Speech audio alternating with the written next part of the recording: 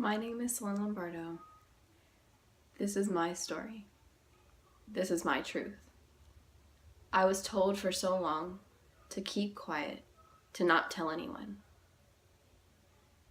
But today I decide to break the silence and share a time with you that changed my life forever. A time where depression and anxiety became my best friends, where suicidal thoughts became normal. I don't know how to say it. Okay, so at age 15, I decided I was ready to lose my virginity. Let me just say, at a young age like that, ain't nobody ready to be losing their virginity. You're so young, your body is still developing, and I don't know what came over my head. I don't know if it was peer pressure, if it was me watching movies that had it, I don't know, but something in my mind was telling me that I was ready. So at age 15, I lost my virginity. And I thought for a good second, like, I was happy with my decision. Like, I was like, yes, I lost my virginity to a person that I loved. Well, shame on me, and I was so wrong. I didn't realize that me losing my virginity really did have an effect on me. At this point, I was kind of losing hope in myself. So I was just like, okay, wow, so I just lost something that I always preached that I was gonna keep, or I was always taught that sex is something that's supposed to be between husband and wife. I gave my body up to 2 more boys. And at that time when I did, I was so disappointed in myself. I was like, what am I doing to myself? It's not how I want my life. So I didn't want to have meaningless sex, and that's exactly what I did. It broke me, and I was like, you know what? One day I decided I am going to change. My change didn't happen because of this new person I met. And this is why. I met him, we're going to give him a name. So I'm going to say this guy, his name is Seth.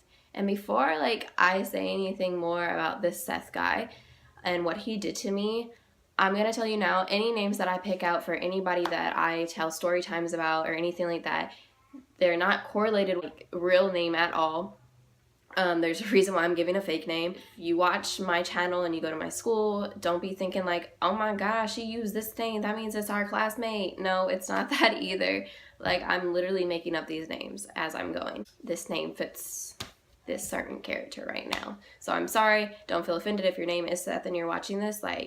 Met Seth through an AAU basketball team, and the season was cut short due to reasoning for the players and all that. We started hanging out, and we only hung out probably 3 times before the actual incident, and my friend even met him. I remember one day sharing with him what happened, and I was just like, I'm not happy, I want a relationship, this is what I want in a relationship. I was talking to him like he might be my next guy, and that was my biggest mistake. I did not see how many red flags he was already throwing at me because I was so in my head and I was so desperate to find love, and I was just like, not to say that I would love this guy or nothing like that, but I was really so desperate to be in a relationship, I guess.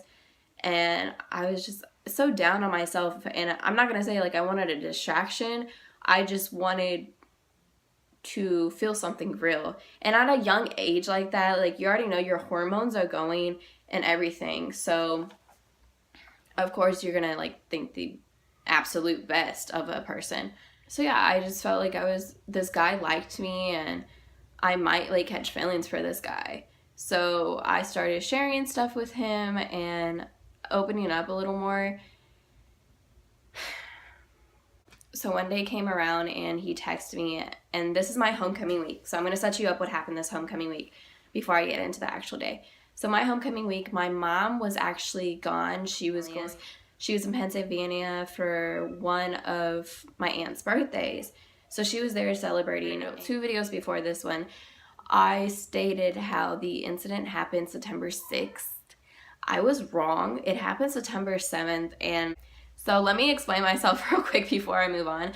I was so overwhelmed at that point, and I was so drowned in emotion. I didn't even realize that I said the wrong day. And then literally when I rewatched it, like I rewatched it probably several times. And when I did, I was like, did I really just say the wrong day? Like this is the day that always went on repeat in my head. So I was so shook that I forgot the day. And I was like, maybe I shouldn't admit that, but I was like, no, because that wasn't the day. Like the day that it happened was September 7th. So anyway, backtrack. So my mom, again, she was in Pennsylvania. My dad was working, and I have brothers that I live with. So anyway, besides the point, I was getting my hair dyed that week, actually, for homecoming. I wanted to do something new, so I wanted to dye my hair red. I don't know what went over me. Never again. I'm not dyeing my hair red ever again. So I was going for my hair appointment, and that was after school, so it was about 2-ish, 3-ish, around that time. And I get a message from this guy. Seth. I get a message from Seth, and Seth is just saying basically how he wants me to come over. So I was like, okay, cool. Like he wants to hang out. No, that is not what he had planned. He admitted in text messages, he was just like, so, I want to, or do you want to, like he was like beating around the bush, and I was like, what are you talking about? And he was just like, I want to F, basically. And I said, no, I don't want to. And I thought I made it clear to you when we talked that one day in the park that this was my past, and I was trying to change because I don't want to go down that path. And I was so unhappy, so why would I do it again? Make the same mistake. I'm trying to learn from my mistakes. I don't want to do that. So I texted him back and I was like, hey, I don't want to, but I'll come over anyway. So then he was like, okay, cool. You can just come over. We're just going to chill. And I was like, okay. Fast forward, I get to his house, right? I'm knocking on the door at this time, and he opens the door, and he was just like smiling and all that. And I was just like, okay, this is like any casual day. Like we're just hanging out. At first, he brings me to his bedroom. And I did not see that red flag. Like, I should have been like, boom, boom, Selena, red flag. Like, get out of that house. And second flag, that his parents weren't there. Boy wants you to sneak over. Do not do it. Like, that is so disrespectful to parents, to the household. Like, you're just disrespecting yourself at that point, too, to be honest. So, anyway. And usually when guys want to sneak over a girl, you already know what it's for. Or vice versa. A girl might want to sneak over a guy. You know what it's for. So then I'm at this house now, and I'm in his room, and he's kissing me. And I mean, before that day, I think we kissed once. So I was like, okay, cool, like whatever. So I was just chilling, and he was kissing me and all that. And then I noticed like his hands started to go down like towards my stuff. And I was like, whoa, buddy, like, I told you I didn't want to.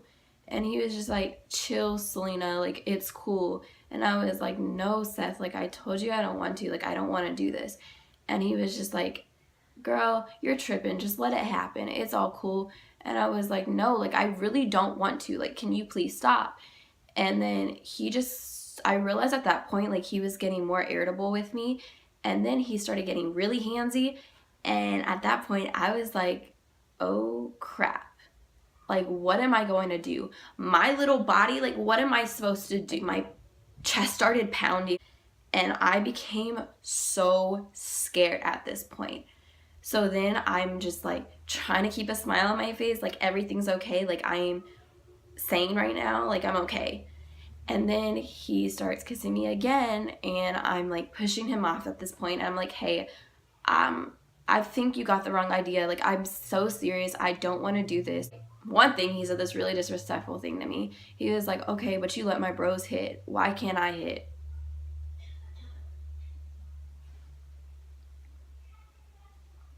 Why can't you hit? Because one, I already told you, like, I'm changing my ways. Like, I don't want to do this. Like, can you please get off of me? When I say get off, can you please get off? Like, I shouldn't have to repeat. A girl should never have to repeat herself. If she says no, it means no. So now I'm noticing at this point, like, I'm not going to be able to get up. Trying to get my body up But then I realized pressure is being forced back down on me. And then he told me to flip over. And I was just like, what? What do you mean flip over? And at this point, I'm realizing that my leggings that I was wearing was being like slid down off my body. I started freaking out. And I was like, hey, Seth, I already said no. Like, I don't want to. He already whipped his stuff out, and he proceeds to, do what he wants to do. Wow. Just retelling this story is insane. And thinking that this really happened is... Okay, I'm not gonna get emotional. And my body at this time absolutely shuts down. Like, it completely shuts down. And I'm like frozen. Like, I feel paralyzed. And I feel so helpless, so weak. And I just want him to hurry up so I can get the heck out of there. Like, I didn't want to be in there. I just wanted to go home. Like, my dad was texting me, was like, Selena, your hair appointment should be done. Where are you? You should be here. So I couldn't even text him back because he took it from my hands and like moved it away from me so I couldn't be on it. So I just let him do what he had to do. And then all of a sudden I hear the door open. I'm here half naked on this guy's bed and I'm thinking, who the heck can that be? Like, I was scared because I was thinking, like, is there somebody else coming? Like, what's about to happen? No, it's a woman's voice. And then I notice him get up so quick and telling me, he's like, shh, just go on the side of my bed. Like, don't make a noise. Just sit on the bed, whatever. I'm like freaking out and my body's like starting to shake. Like, I'm starting to get really nervous. So I hurry up and pull up my stuff. And I sit on the side of the bed so nobody can see me. And I'm like laying on the ground and I have like tears forming in my, I have tears forming. I'm like, no, keep it strong, keep it together. I hear this woman's voice and he's there and talking to her. And he was like, hey, mom. Hey, mom? Like, are you, what? And at this point, like, I can't even scream. I can't do anything. I didn't know what to do. I didn't know whether or not to scream, whether to be like, I'm right here, like, help me, or anything.